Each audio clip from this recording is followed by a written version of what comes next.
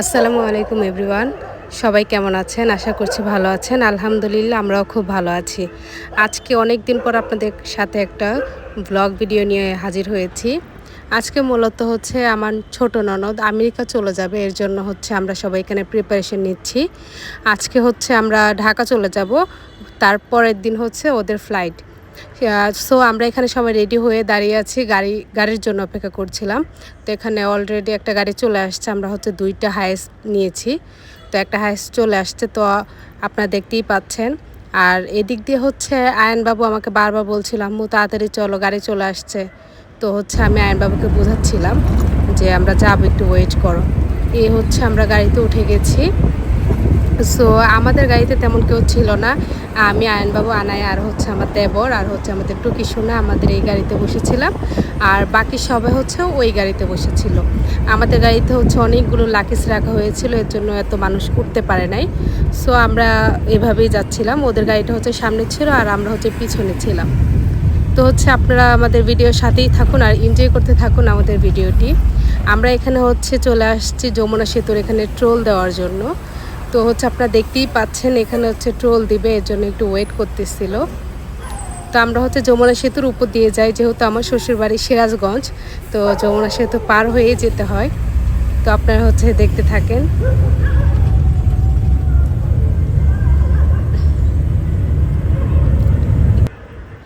এই যে হচ্ছে যে আমরা এখন যমুনা সেতুর উপরে আছি। আর ক্যামেরাতে তেমন একটা বোঝা যাচ্ছে না, বাস্তবে যমুনা সেতুর উপরে এত সুন্দর ভিউ, কি বলবো, জাস্ট ওয়াও।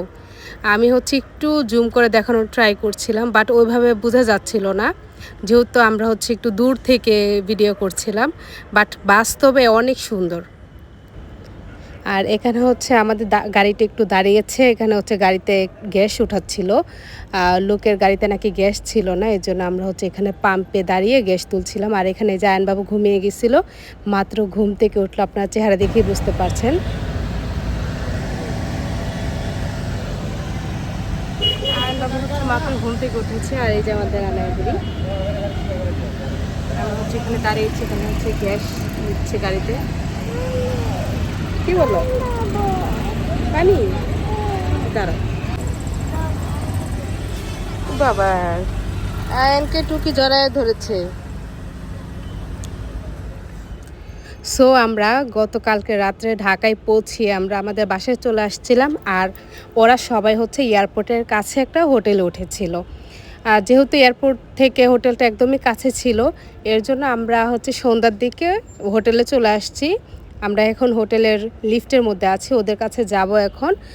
তারপর সবাই মিলে আমরা হচ্ছে রাত 10টার দিকে এয়ারপোর্টের উদ্দেশ্যে আমরা রওনা দিব, ওদেরকে এয়ারপোর্টে পৌঁছায়া দিতে। আসসালামু আলাইকুম এভরিওয়ান, কেমন আছেন? আশা করছি ভালো আছেন।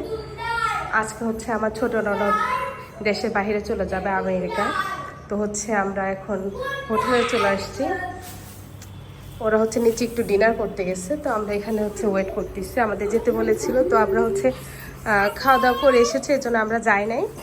সো আমরা এখানে ওয়েট করতেছি, যে আয়নায় খেলতেছে। তো হচ্ছে মোটামুটি অনেক লোকজনই আসছে, যেহেতু ও একেবারেই চলে যাচ্ছে ওর হাজব্যান্ডের সাথে। তো হচ্ছে আমরাও এখানে আসলাম। ও বাবা, কোথায় বসেছো তুমি?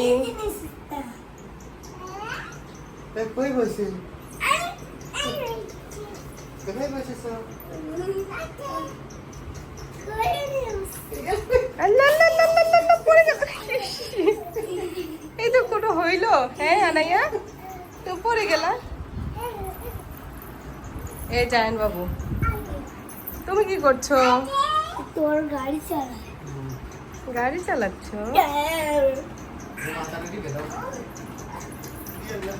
আয় আনায়া বাবাকে খুঁজছে, শেষ করে ফেলতেছে, দেখেন। আল্লাহ,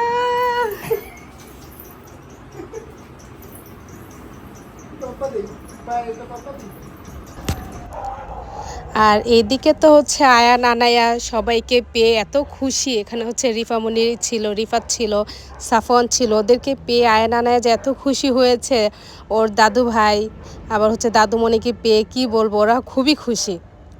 ওরা এখানে খুবই দুষ্টুমি করতেছিল। আর ওই দিক দিয়ে হচ্ছে ওদের কিছু গোছগাছ বাকি ছিল, ওইগুলো গোছানো হচ্ছে।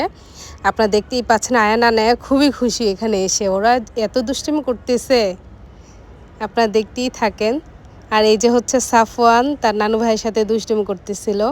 যেহেতু চলে যাবে সবার একটু মন খারাপ, এটা আসলে হওয়ারই কথা।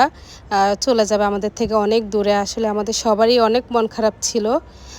তারপর ওদের সামনে হচ্ছে আমরা হাসি খুশি ছিলাম যেন ও বুঝতে না পারে, যেহেতু আমার ছোট ননদ, ও ছোট মানুষ, বয়স অল্প, দেখা যায় এত দূরের একটা জার্নি, এত দূরে চলে যাবে সবাইকে ছেড়ে, ওরও তো মন খারাপ।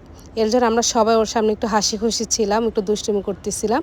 আর এই যে আনায়া বুড়ি হচ্ছে ওর দাদুমণির সাথে কথা বলতেছিল। আর ওরা এখানে হচ্ছে ছোটাছুটি করতেছিল। আমাদের হচ্ছে এখানে দুইটা রুম নিয়েছিল, এই পাশে একটা ওই পাশে একটা, দুইটা রুম নিয়েছিল। তো হচ্ছে ওই রুমেও সব কিছু গোছানো হচ্ছিল। তো সবাই এখানে হ্যালো গাইস, বেশি বেশি সাপোর্ট করবেন। আমি নেবো। ভাইয়া 8:30 বেজে গেছে। একটা বাজছে। চলেন চলেন চলেন চলেন চলেন। তুই বলে কি একটু আদর দিয়ে দাও তো। আহারে।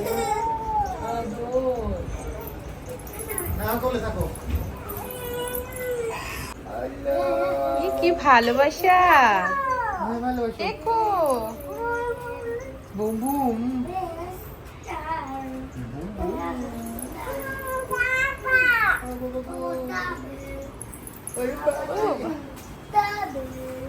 এই জাহান বাবু কি করছো?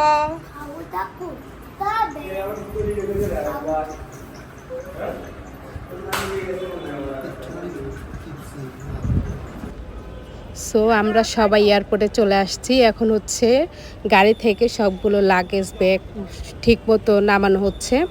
তো এখানে হচ্ছে সবাই দাঁড়িয়ে দাঁড়িয়ে দেখছিল সব কিছু ঠিকঠাক মতো নামাচ্ছে কিনা। আর এই যে এয়ারপোর্টের অবস্থা দেখেন, এত এত মানুষ যে দূর প্রবাসে যাচ্ছে, আসলে এখানে না আসলে বোঝাই যায় না। প্রতিদিন হাজার হাজার মানুষ দেশের বাইরে চলে যাচ্ছে। তো এখানে দেখেন এত লাগেজ, এগুলো সব দেখে শুনে নামানো হচ্ছে। আর আমি হচ্ছে এদিক দিয়ে একটু ভিডিও ক্লিপ নিয়ে নিচ্ছিলাম, কিন্তু এত ভিড়, প্রচুর ভিড় ছিল, যে কারণে হচ্ছে আমরা ভালো করে ভিডিও করতে পারি নাই। সবাই মিলে একটু ছবি তুলতে চেয়েছিলাম, ওইভাবে ছবিও তুলতে পারি নাই, কারণ এখানে প্রচুর পরিমাণে ভিড় ছিল। আর ওই পাশে ওই গাড়ি থেকে হচ্ছে দেখা যায় ওরা সবাই নামতেছিল, আমার ননদ, আমার শাশুড়ি, মানে যারা যারা আসছে সবাই ওইখান থেকে নামতেছিল। আর এই যে এখানে ওরা একটু মানে কথা বলে নিচ্ছিল কিভাবে কি করবে না করবে। তো হচ্ছে আপনারা পুরো ভিডিওটা একটু ধৈর্য সহকারে দেখবেন, আশা করছি ভালো লাগবে।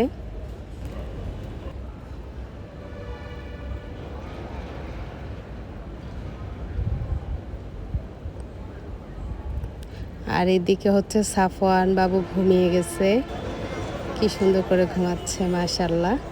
আর এই দেখেন এত লাগেজ নিয়ে যে কিভাবে যাবে ওইটাই তো বুঝতে পারছি না। দুইজন মানুষ আর এখানে এত লাগেজ কীভাবে সব কিছু নিয়ে যাবে ওই চিন্তায় আমরা করছিলাম। তার এই জায়ান বাবু ওর চাচুর হাত ধরে আছে। এখানে প্রচুর পরিমাণে ভিড়, বাচ্চাদের হাত যদি ছেড়ে দেওয়া হয় খুঁজে পাওয়া মুশকিল, এর জন্য সবাই সবার হাত ধরে রাখছিল।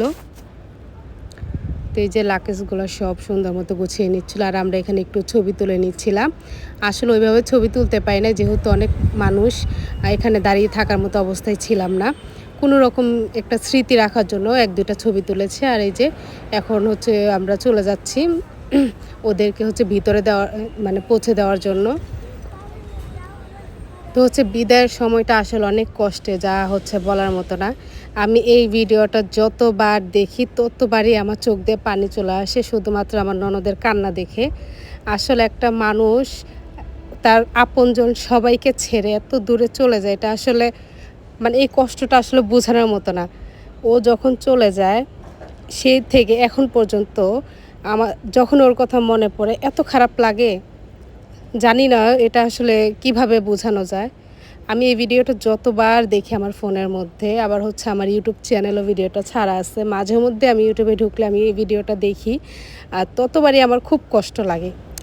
অনেক অনেক দোয়া করি যেন সবাইকে ছেড়ে দূর প্রবাসে ভালো থাকে, নিজের সুন্দর একটা সংসার হয়, স্বামী সংসার নিয়ে সুস্থ থাকে, ভালো থাকে এবং সুন্দরভাবে যেন তারা আমেরিকা পৌঁছায় যেতে পারে, সেই দোয়া সবসময় করি।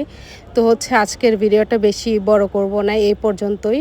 আসলে বিদায়ের সময়টা যে এত কষ্টদায়ক, এই মুহূর্তটা আসলে বলে বোঝানোর মতো না। আমি ওইভাবে ভিডিও করতে পারি না, জাস্ট একটু একটু ক্লিপ নিয়েছি শুধুমাত্র স্মৃতি রাখার জন্য, যেন এই ভিডিওগুলো দেখে ওকে মনে করতে পারি। আমার ফোনে সবসময় এই ভিডিওগুলো থাকে, আমার ইউটিউব চ্যানেলে দেওয়া আছে। আমি যখন এই ভিডিওগুলো দেখি তখনই ওদের কথা এত পরিমাণে মনে পড়ে যা আসলে বলে বোঝানোর মতো না। সবাই